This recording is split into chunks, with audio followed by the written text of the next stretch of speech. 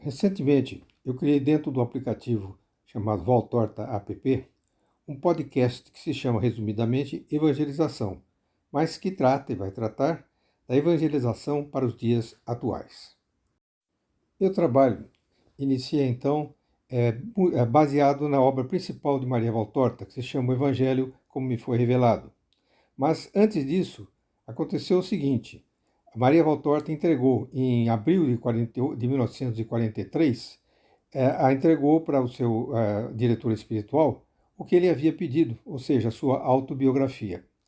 A partir daí, 15 dias depois aproximadamente, ela começou a ter ditados de Jesus, né, muito claros, e que ela começou a anotar fazendo os chamados cadernos. E durante o ano de 1943, foi um ano de completação, vamos dizer assim, de toda a obra que ele já vinha fazendo, em particular para Maria Valtorta, na sua vida até aí, né, porque uma obra principal viria depois, mas ela não sabia disso. Então, durante o ano de 1943, tem ensinamentos muito ricos que eu vou reportar algumas vezes. Agora, em 1944, início de 1944, começou a chamada obra principal de Maria Valtorta, que é, como eu já disse, o Evangelho como me foi revelado. Esse Evangelho, como me foi revelado, que Jesus explica que não é um Evangelho novo, e sim é uma iluminação dos Evangelhos que já existem, né? Portanto, não existe um quinto Evangelho, conforme ele mesmo disse. Essa obra terminou formalmente em meados de 1947. Logo em seguida, Jesus ditou uma chamada carta, vamos dizer assim, que foi a ser entregue para o Papa, que na época era Pio XII. Isso foi feito através de uma comissão, do qual o seu diretor espiritual e outros padres levaram para o Pio XII, e eu vou falar algumas coisas sobre esse assunto, porque daí em diante que vai começar as coisas que eu pretendo rever. No podcast chamado A Evangelização, eu comecei com o ditado que Jesus fez a Maria Valtorta sobre os motivos que levaram ele a falar a ela a respeito do Evangelho, iluminando esse Evangelho. O segundo episódio que eu coloquei lá foi sobre Maria, a mãe da sabedoria, porque ali é que fica explicado que ela é a base de tudo aquilo que foi criado no universo. E é ela, então, que deve nos orientar naquilo que nós precisamos durante esta revisão que pretendo fazer. O terceiro episódio que eu coloquei no chamado podcast Evangelização, vocês leiam o que está escrito dentro da descrição, porque lá está a carta na íntegra daquilo que o pai cobrou do Papa Pio XII.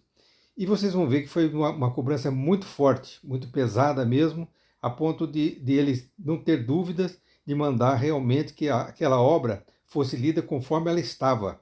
Portanto, o pessoal que naquela época tinha o Index, né, tinha um grupo lá, que eu já não lembro o nome daquilo, né, era um grupo que dizia se uma obra podia ler ou não podia ler. Então chamava-se Index. Esse Index a gente sabe que depois, no pontificado de Paulo VI, ele acabou com esse índice porque não era por aí, né? O cara acredita no que quiser e acabou, sem ter problemas nenhum.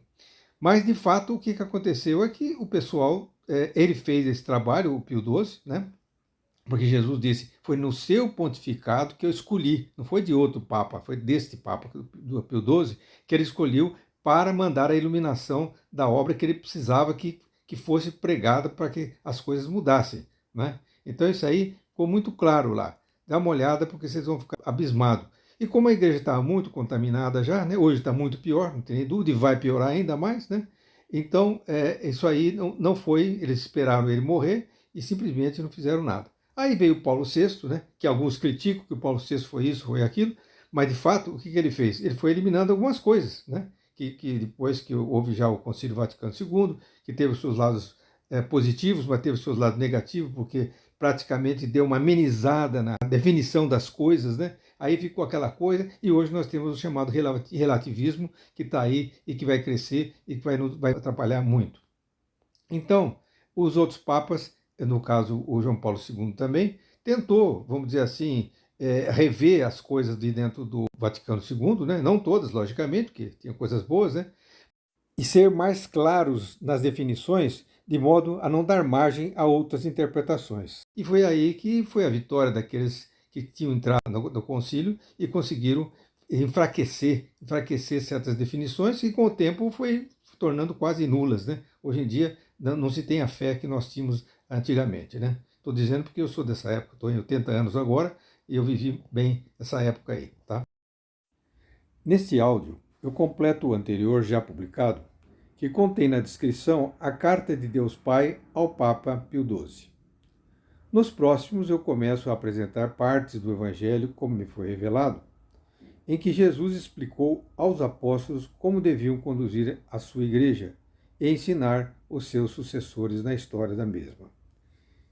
Entretanto, vou ainda deixar na descrição deste áudio o link da carta do Papa Pio XII para facilitar a releitura dela, se necessário.